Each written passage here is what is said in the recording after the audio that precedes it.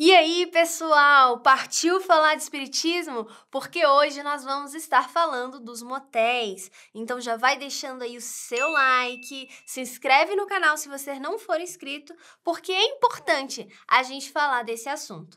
Muitas vezes não fazemos ideia do que rola nos bastidores. E aí achamos que, porque é exótico, diferentão, porque é a única opção, acabamos tentados a usar esses ambientes. Mas o que os espíritos nos falam sobre isso? Bora ver? E falando um pouco sobre o ato sexual na visão espírita, se vocês quiserem um programa só sobre sexo, deixem aqui nos comentários pra gente. No livro Conduta Espírita, pelo espírito André... Não. André Luiz. Pelo espírito André Luiz, psicografado pelo Valdo Vieira, no capítulo 34, ele vai dizer que o sexo é uma fonte de bênçãos para a vida, para o corpo e para a alma. Ai, peraí, eu vou falar de novo. É uma fonte de bênçãos renovadoras do corpo e da alma. Ele nos diz que o sexo é uma fonte renovadora de bênçãos para o corpo e para a alma. Ou seja, o ato sexual por si só é ruim? Não, né? Então, qual é o problema que envolve o sexo, o ato sexual? É o que move essa prática. É por amor? É uma manifestação desse amor entre duas pessoas? Então não tem como ser algo condenável. Agora, se é só pelo prazer, só pela tentação, só para sair da seca, como alguns falam, aí é que está o problema. Porque isso mostra que o ambiente vai estar cercado de energias deletérias. Nesse mesmo livro e capítulo, André Luiz nos adverte que tem certos desvios nossos que fazem corromper esse ato e sentimento tão nobre. O motel, à primeira vista, principalmente se ele for arrumadinho ou luxuoso, pode passar uma falsa impressão de que não tem problema, que é só uma tentativa de inovar, de trazer algo mais picante para a relação. Mas, se a gente parar para pensar, o que leva as pessoas a quererem ir para o motel? O que motiva isso nelas? E o pensamento, que a gente já aprendeu lá no primeiro episódio, se você ainda não assistiu, vai aparecer o link bem aqui em cima, sobre a importância do pensamento e como ele é matéria, como ele se plasma no plano espiritual. Os pensamentos que passam nas cabeças de cada um dos que frequentam esse lugar e são plasmados no ambiente, como será que está esse ambiente nas formas que a gente não consegue enxergar? E aí, por causa desses pensamentos que formam uma sintonia, por causa de tudo isso que é plasmado e acaba atraindo espíritos desencarnados, que espécie de espíritos estarão sendo atraídos para esse tipo de lugar? No livro Sexo e Destino, ditado pelo espírito também André Luiz e psicografado desta vez pelo Divaldo Franco, ele nos deixa claro que durante esses atos sexuais existe sim, normalmente, toda uma proteção guiada por uma equipe de espíritos para que esse momento seja privativo, né? Que a privacidade seja respeitada, porque é um momento santo, sim, de bênção, porque o amor está sendo manifestado ali. Porém, a condição para que essa proteção aconteça é que seja por amor e, de preferência, no ambiente doméstico. Essa proteção vai evitar a presença de espíritos zombeteiros ou, por exemplo, devassos com más intenções. Mais pra frente a gente vai falar quais podem ser essas intenções.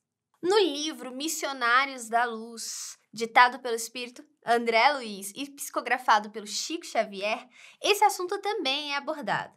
E lá eles mostram que mesmo o ambiente doméstico pode estar suscetível de ter esses espíritos, esses nossos irmãozinhos aí, ainda ignorantes do bem, com más intenções, presentes nesses momentos de ato sexual, a depender de como está sendo cultivado o ambiente. E como é isso? Depende de como aqueles que habitam o ambiente agem, pensam, se manifestam. Então, por exemplo, lá eles mostram que o caso de infidelidade pode atrair esse tipo de espíritos, porque os habitantes ali estão se corrompendo nesse sentimento de amor e nessa entrega onde existe uma confiança também. Eles chamam o ambiente doméstico de ninho conjugal. E eles nos lembram da importância de manter a retidão nos nossos atos da vida, ou seja, como a gente age enquanto pessoas mesmo, como a gente trata o próximo, o que estamos pensando, fazendo, falando. Tudo isso interfere na nossa sintonia e necessariamente no que vamos estar atraindo para onde nós moramos. Ou seja, a companhia espiritual, ela sempre vai existir. Agora, se ela vai ser boa ou ruim, depende de quem? Da gente. Se nós acabarmos atraindo más companhias, espíritos desencarnados com más intenções para esses ambientes, o que eles querem com isso? Normalmente são espíritos viciados em sexo. Apesar de terem desencarnado, ainda sentem essa necessidade de sentir esses prazeres que não conseguem mais enquanto espíritos desencarnados, então praticam vampirismo durante os atos sexuais. Mas quais tipos de atos sexuais eles conseguem ter acesso? Esses que não estão em uma boa sintonia, que não têm bons motivos para estarem acontecendo, quando são guiados ali pela perversão, pelo simples motivo de querer prazer e por aí vai. Então, como será que isso acontece, Camila? Me explica melhor. Então, vamos lá. No livro Deixe-me Viver, ditado pelo espírito Luiz Sérgio, psicografado pela Irene Pacheco Machado, ele nos diz que, bora ler, o plano inferior vive das vibrações baixas dos encarnados. Os motéis, por exemplo, possuem uma aura vermelha que, imantada pela luxúria da perversão, fornece energia aos espíritos que ainda desejam praticar o sexo, mesmo já desencarnados. É nesses lugares que eles buscam as forças sexuais lá existentes para suprir os seus desejos desenfreados, descontrolados. Ou seja, percebemos que Luiz Sérgio aí nos deu o exemplo do motel, mas não se restringe ao motel. Pode ser em qualquer ambiente onde as energias estejam baixas por causa das intenções daqueles que estão praticando o ato ou pelos seus comportamentos na vida em geral, e aí abrindo brecha para que essas entidades pratiquem esse vampirismo da energia sexual. Tenso, né, galera? Quem é que quer? E aí, o que acontece? Nesse vampirismo, eles não só estão querendo usufruir dessa energia sexual, como eles também estão nos influenciando, colocando na nossa cabeça que, da forma como vem sendo feito, não é mais suficiente, querendo sempre mais, formas diferentes de fazer, sempre levando para um jeito mais pervertido da coisa, causando em nós uma verdadeira dependência em relação ao sexo.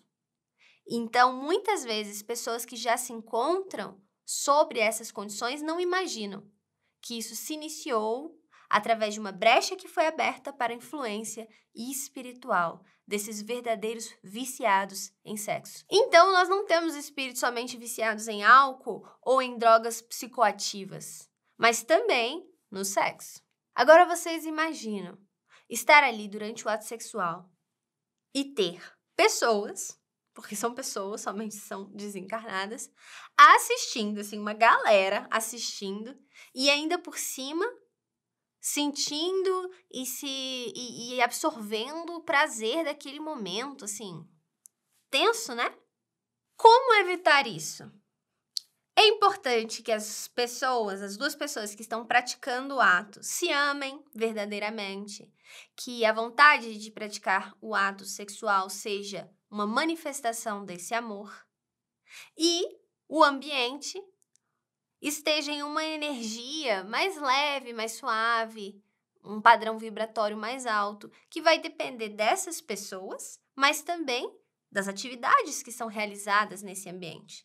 Nós demos o exemplo do ambiente doméstico, porque normalmente, se ele for bem cultivado, fazer o evangelho no lar. Também temos um episódio sobre o evangelho no lar, então o link vai aparecer bem aqui. Cuidar ali das nossas atitudes naquele ambiente, nós vamos também garantir que ele por si só já não atraia. Então é esse combo. E aí, para ter um exemplo disso, nós vamos novamente para o livro Missionários da Luz, ler o seguinte trecho. Semelhantes momentos do tálamo conjugal são sublimes e invioláveis nos lares em bases retas. Todos os encarnados que edificam o ninho conjugal sobre a retidão conquistam a presença de testemunhas respeitosas, que lhes garantem a privacidade dos atos íntimos, consolidando-lhes as fronteiras vibratórias e defendendo-as contra as forças menos dignas, tomando por base de seus trabalhos. Ou seja, quando acontece nessas circunstâncias, não só garantimos que mesmo esses espíritos elevados que são atraídos pela nossa sintonia não participem desse momento, garantindo e respeitando a nossa privacidade, como também eles agem como verdadeiros protetores em relação a qualquer espírito com más intenções, intenções de vampirizar ou de nos induzir a outras práticas, adentre o local, assista, qualquer coisa do tipo. Então, gente, já deu para entender como fazer para ter privacidade nesses momentos sagrados de manifestação de amor, né? Muitos médiuns que são videntes nos relatam como é assustador esses ambientes de motéis. Rodeados de energias deletérias nos próprios cômodos. Muitos e muitos e muitos espíritos viciados em sexo que ali se encontram, sedentos de poder vampirizar todos aqueles que frequentam esses lugares em busca de algo mais erótico, incentivando ainda mais os desvarios, as perversões. Eles falaram que se a gente conseguisse enxergar, veríamos que é um verdadeiro filme de terror. Íamos querer distância desses lugares. Então, galera, bora combinar de evitar esses lugares? Se existe amor, se queremos ter essa manifestação desse amor através do ato sexual e o ambiente doméstico, por algum motivo, não é uma opção, que tal juntarmos um dinheirinho a mais e buscarmos um hotel, onde ele não é feito somente para isso e vamos garantir que a nossa sintonia de amor e o ambiente onde não necessariamente ele está coberto por esse tipo de espíritos e de pessoas que só querem isso e estão com um pensamento totalmente voltado para o sexo, esse ambiente é mais favorável do que o motel. É uma opção que é deixada aí, uma sugestão. E o principal, nós já sabemos, o que importa é o amor. Quando houver amor, existe sempre proteção. Fechou? E esse foi mais um Partiu Falar de Espiritismo. O que você achou do programa de hoje? Você tem mais informações sobre os motéis para compartilhar com a gente? Coloca aí nos comentários, nós adoramos ler. E já sabem, nós temos um encontro marcado na segunda-feira que vem, às 19 horas. Até lá. Tchau, tchau.